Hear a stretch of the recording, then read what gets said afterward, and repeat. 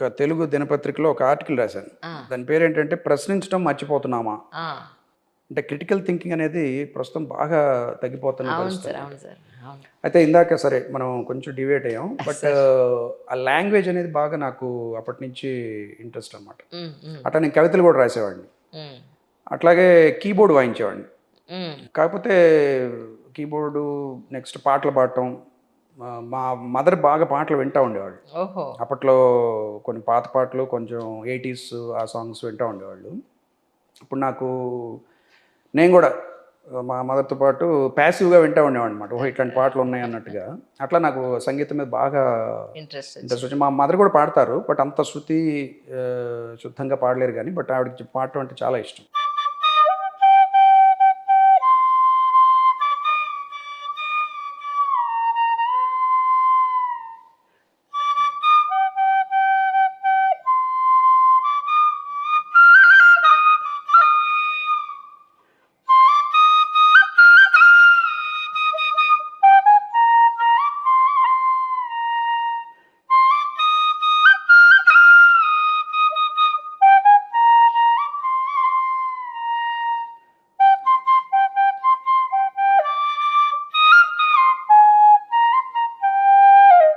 Flute ఏ వయసు నుంచి నేర్చుకున్నారు సార్ మీరు? నేను ఫ్లూట్ బీటెక్‌లో నేర్చుకున్నాను. అవునా? చిన్నప్పటి నుంచి అంటే మరి చిన్నప్పటి నుంచి నేను స్కూల్ అంటే నుంచి మ్యూజిక్ పాడటమును నెక్స్ట్ కీబోర్డ్ చాలా ఈజీ. హ్మ్. ఫ్లూటు లాంటి వీటితో పోలిస్తే హ్మ్. హార్మోనియం గాని అది చిన్నప్పుడు మా నర్సరావుపేటలో నేర్చుకున్నాను. నైన్త్, 10థ్ క్లాస్‌లో అప్పుడు. హ్మ్. సో, అట్లా ఈ సంగీతం, చిత్రలేఖనం, ఈ కవిత్వం ఇట్లాంటి వాటన్నిటిలో కొంత నేను వీటిలో దీన్ని రుచి చూపించారంటే మా తల్లిదండ్రులు దానికి కారణం. ఆ!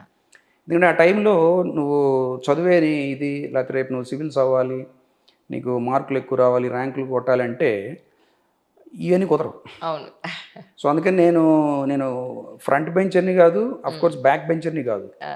నేను 3, 4 బెంచులు 3, 4 రోస్ నాకిష్టం కొంచెం. మిడిల్‌లో ఉన్నారు. ఆ! రైట్. నాకు ఈవెన్ మా పిల్లలు రేపైనా సరే నాకు ఆల్ రౌండర్‌గా ఉండాలనిపిస్తుంది తప్పితే, రైట్. ఎక్స్‌ట్రీమ్స్ వాళ్ళు అక్కర్లేదు. వాళ్ళు విపరీతమైన అకాడమిక్స్ గాను, హ్మ్. లేకపోతే చాలా highly successful in some one అతివృష్టి, పర్టిక్యులర్ ఫీల్డ్ అని అనావృష్టి అనిపించదు. అక్కర్లేదు. ఎందుకంటే జీవితం ఇంత వెరైటీతో కూడుకుంది కాబట్టి నిజం. నిజం. మీరడిగారు అంటే why how you got these things అనేది. అవును సార్. దానికి ఫౌండేషను చిన్నప్పుడే పడింది. హ్మ్. ఎందుకంటే ఆ చిన్నప్పుడు నాకేమనిపిస్తుందంటే మీలో ఉన్న క్రియేటివిటీ గానీ, ఏదైనా బయటికి రావాలి అంటే, హ్మ్. మీకు మీకు కావాల్సింది free mind. Free absolutely. Mind అంటే ఏదో ఒక రూల్స్‌లో లేపోతే దీనిలో ఇరికించేసి, హ్మ్. నువ్వు ఇక్కడి నుంచి ఇక్కడికి అంటే ఇప్పుడు విద్యా వ్యవస్థ కూడా అట్లాగే ఉంది. అవును. పీరియడ్స్, యూనిఫార్మ్స్, బూట్ పాలిష్‌లు. సో, వీటి మీద ఎక్కువ దృష్టుండి మిగతా వాడు ఏం ఆలోచిస్తున్నాడు, వాడికి ఏమి ఇష్టము అనే పరిస్థితి లేదు. అది గనక తల్లిదండ్రులు గానీ, స్కూల్స్ కానీ హ్మ్. స్టార్టింగ్‌లో గనక చేయగలిగితే హ్మ్. That will give very good foundation. Absolutely. అంటే అప్పుడు చాలామందేంటంటే ఆ టైంలో చేస్తారు. హ్మ్. కానీ తర్వాత ఆగిపోతారు. అవును. అవును. ఫార్చునేట్‌లీ నా విషయంలో ఏం జరిగిందంటే అది కూడా కంటిన్యూ అయింది. సార్. ఇప్పుడు మాకు కూడా సెంట్రల్ గవర్నమెంట్‌లో మీకు తెలిసిందే 5 డేస్ ఎ వీక్ కాబట్టి కొంత మాకు ఈ 2 వెసులుబాటు డేస్ కొంచెం దొరుకుతుంది. ఉంటుంది. అవును. అట్లాగే మా వైఫ్ గానీ, మా పిల్లల నుంచి కూడా మంచి సహకారం ఉంది. సో, అట్లా నేను కూడా ఐ కుడ్ పర్స్యూ మై హ్మ్.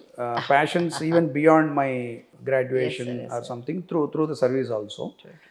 ఎందుకంటే మనకి ఆ స్కిల్ లెవెల్ పెరగందే ఇప్పుడు ఫ్లూట్ కూడా అంతే. స్టార్టింగ్ నేనిప్పుడు 24 ఏళ్ల నుంచి వాయిస్తున్నానది. అబ్బా! ఫస్ట్ 15 ఏళ్ళు హ్మ్. అంత దాని నుంచి మాధుర్యం ఏం రాదు. నాకు రాదు, బయట వాళ్ళకి తెలీదు. ప్రాక్టీస్ చేయగా ఆహ్, చేయగా ఆ! ఇంకా చేస్తూ ఉంటే ఆ స్కిల్ లెవెల్ పెరిగే కొద్దీ మనకి లోపలొచ్చే సాటిస్ఫాక్షన్ లెవెల్ పెరుగుతా ఉంటది. So, it's a continuous journey. Correct. Correct. Right from childhood to until we die perhaps. Correct. Correct. ఈ ఫ్లూట్ కొనడానికి ఎంతవుతుంది సార్ యాక్చువల్లీ? నాకసలు ఐడియా లేదు. ఫ్లూట్స్ ఇవన్నీ ఇది చిన్న ఫ్లూట్ అంటే టాప్ ఫ్లూట్ అంటారు. లేకపోతే మీడియం ఫ్లూట్ అంటారు. ఆహా! ఇవి మామూలుగా బయట మామూలు షాప్స్‌లో అయితే ఈవెన్ 300, 400 కూడా దొరుకుతాయి. అవును. కానీ అంత కాకపోతే పర్ఫెక్ట్‌గా వీటిలో ఇప్పుడు క్వాలిటీ మ్యాటర్స్ కదా! 10,000, 15,000 ఫ్లూట్స్ కూడా ఉంటాయి. అంటే ఓహో! కొంతమంది సెలబ్రిటీ ఫ్లూట్ మేకర్స్ ఉన్నారు. అవునవును. సో, వీటిలో కూడా వాళ్ళు చాలా పెద్దవి కూడా ఉంటాయి కదా! యాక్చువల్లీ. పెద్దయి ఉంటాయి. అవునవును. మా అవును. ఇంట్లో ఉంది. ఓ పెద్ద సెట్ ఉంది. అవునా? ఇంత ఒక 2.5 అడుగుల ఫ్లూట్ ఉంటది. అవును. మన అవును. హరిప్రసాద్ చౌరాశేఖర్ ఇట్లాంటి వాళ్ళు ఎక్కువ క్లాసికల్‌కి ఉపయోగిస్తుంటారు అది.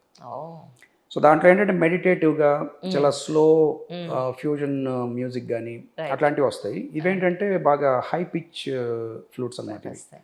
ఒక ఫ్లూట్ ఎంతకాలం వస్తుంది సార్ యాక్చువల్గా? కాలం ఏంటిది ఇది మొత్తం నేను ఇది కొన్ని ఒక 10-15 ఏళ్ళే ఉంటుంది ఇది. అవునా? సో అందులో పాడవడం అంటూ ఏమి ఉండదు? పాడవటం ఏమి ఉండదు. మీరు దీన్ని చక్కగా మా సార్ ఒక ఆయన ఉన్నారు, ఆయన అయితే ఆ. దీన్ని నీళ్ళలో ముంచుతారు అదే పెర్ఫార్మెన్స్కి ముందు. ఓహో. ఎందుకంటే అప్పుడు ఇంకా బెటర్గా దీంట్లో ఉన్న హోల్స్ కానీ ఇట్లా అవన్నీ బాగా ఇదేవి ఇంకా బెటర్గా పలుకుతుందట. That's so nice really. ఇక్కడ చిన్న ఒక బెరడ లాంటిది ఉంటుంది, లేదా ఇంకా న్యాచురల్గా అయితే ఆ కణుపు అంటారు కదా, అవును అవును. కొన్నిసార్లు ఆ కణుపు ఇక్కడ ఉంటే ఇట్ యాక్ట్స్ యాజ్ ఎ బెరడా. ఓహో okay. Correct correct. Natural bird. Natural బెరడా అది.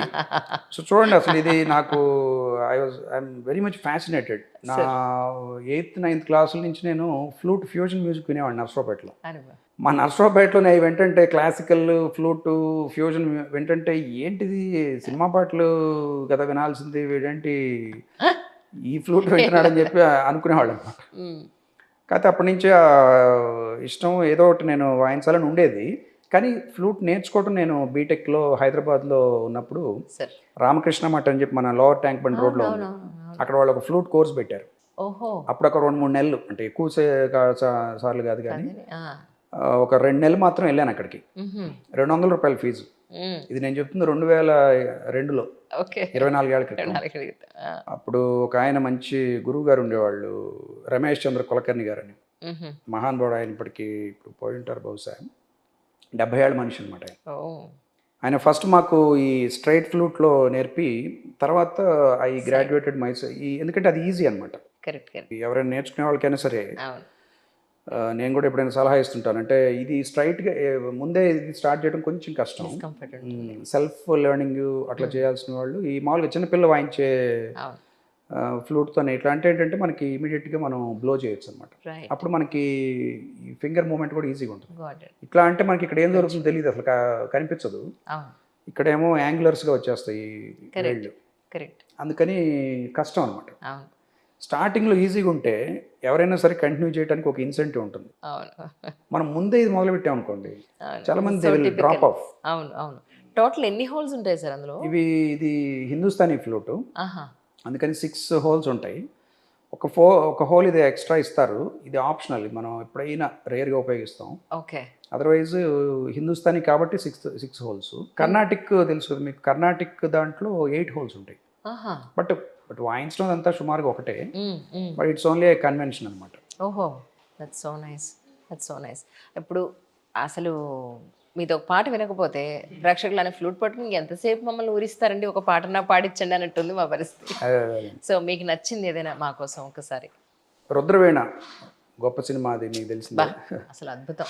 దానిలో నిజానికి సంగీతం మీద ఒక పాట ఉంది, మీకు తెలుసు, అది తరలి రాధ తనే వసంతం, సిరివెన్నెల సీతారామ శాస్త్రి గారి రచన. అందులో ఒక లైన్ ఉంటుంది సార్, అడవిని సైతం వెలుగు కదా వెన్నెల, అడవి కాచిన వెన్నెల అయిందని మాట్లాడుతూ ఉంటారు. అలాంటిది ఫర్ ద ఫస్ట్ టైం ఆయన సాహిత్యంలో అడవి కాచిన వెన్నెల కాదు, అడవిని సైతం వెన్నెల చేసింది అన్న పాయింట్, అసలు అంటే నెగిటివ్ నుంచి కూడా ఎంత పాజిటివ్ ఆయన సిరివెన్నెల సీతారామ శాస్త్రి గారు తీసుకున్నారు అనేది అద్భుతం. అవునవును. ఆయన ఇంకోటి సంగీతానికి ఒక పబ్లిక్ వాల్యూ ఉండాలని కూడా అంటారు అనమాట. ప్రజాధనం కానీ కళా విలాసం, ఏ ప్రయోజనం లేని వృధా వికాసం. కరెక్ట్. సో ఆ పంక్తులు అసలు అవి అద్భుతమైన అద్భుతం. అంటే ఆయన సంగీతానికి కూడా ఏదో ఒక సామాజిక ప్రయోజనం ఉండాలి అన్న ఇదన్నమాట. అవును సార్, ప్లీజ్.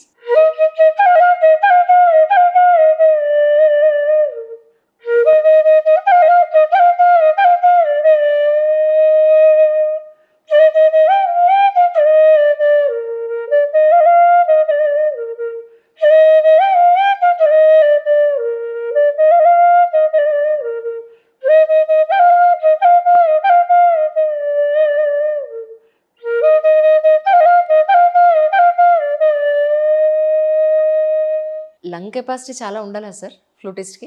లంగ్ కెపాసిటీ, ఇంకా చాలా బ్రీతింగ్ ఎక్సర్సైజ్ చేయాలని ఇట్లా అంటుంటారు, కానీ నా ఎక్స్పీరియన్స్ ఏంటంటే మనం దీన్ని ఊతుపోతే అదే ప్రాక్టీస్ అవుతుంటుంది, అదే లంగ్ కెపాసిటీ ఏమైనా ఉంటే అదే పెరుగుతూ ఉంటుంది. కాకపోతే ఏంటంటే కొంతమంది ప్రొఫెషనల్ ఫ్లూటిస్ట్ ఎవరైతే ఒక గంటన్నర కంటిన్యూస్గా వాయిస్తారు. వాయిస్తారో వాళ్ళకి బహుశా డైలీ ప్రాక్టీస్ అది అవసరం అవుతుంది. ఇప్పుడు నాలాగే ఎప్పుడైనా హాబీగా వాయించుకునే వాళ్ళకి మనం అసలు వాటి గురించి ఆలోచించిన అవసరమే లేదు. రైట్. నేను కూడా దీన్ని సొంతగా నేర్చుకున్నాను. అప్పుడు ఆయన పెట్టిన భిక్ష మా గురువు గారు 24 ఏళ్ల క్రితం 2 నెలలు 8 క్లాసులు అంతే. అంతే. ఆ తర్వాత ఆయన సరిగమలు నేర్పించారు నాకు. ఇది ఇట్లా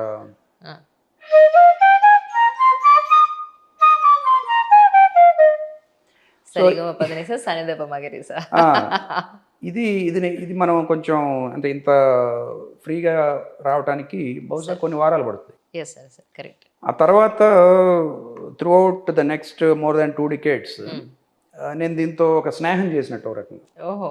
అంటే అది కొంచెం ఎక్కువగా అనిపించవచ్చు. లేదు సార్, ఐ రియల్లీ ఫీల్ దాని మీద అంత ప్రేమ ఉంటే ఆబ్వియస్లీ మనం స్నేహం చేస్తాం. చాలా మంది కొన్ని పదాలు ఉపయోగిస్తారు. మాస్టరీ అంటారు, లేకపోతే అధికారం. నాకు ఫ్లూట్ మీద అధికారం వచ్చింది అని ఆ మాటలతో నేనేం అంటలేదు. కానీ కాకపోతే నేను యూజ్ చేసే ఇదేంటంటే I did sincere friendship with this instrument. Okay. And after this much of this long friendship it blessed me. It is allowing me to play it. Correct. అంటే ఒక గుర్రాన్ని మనం గుర్రంతో ఫ్రెండ్షిప్ చేస్తే అది మనల్ని తీసుకెళ్తుంది. Correct, correct. నేను దాన్ని అదిలించి తీసుకెళ్ళటం కాదు. రెండిటికి చాలా డిఫరెన్స్ ఉంది. అవునండి, అవును. సో అట్లా మనం అంటే చాలామంది, ఇప్పుడు నాకేనే కాదు, చాలామంది మ్యూజిషియన్స్కి after a point of time perhaps they will get this kind of feeling that it's a small చిన్న పొల లాంటిది. ఇది పొల లాంటిది. It is making us spiritual. అంటే ఇంకా మీరు వేరే ఇన్స్ట్రుమెంట్స్ ఉన్నాయి, అవును సార్, దానిలో చాలా సొఫిస్టికేషన్ ఉంటుంది. అవును. ఇప్పుడు వీణ కానీ మీరు సితార్ కానీ చూసుకోండి, you have to tune it. అవును. అండ్ చాలా తీగలు ఉంటాయి, సెట్ చేసుకోవాలి. అవును. దాని అది కింద బుర్ర ఉంటుంది, దానిలో ఫ్రీక్వెన్సీ పెరుగుతూ ఉంటుంది. కరెక్ట్. సో అదంతా ఉంటే కానీ ఇది కాదు. ఇది ఏముంది, ఇది జస్ట్ ఒక ర్యాండమ్గా ఒక బ్యాంబూ స్టిక్కి జస్ట్ హోల్స్ చేసేస్తే అయిపోతున్నట్టుగా ఉంటుంది. That is the beauty of flute. True, true.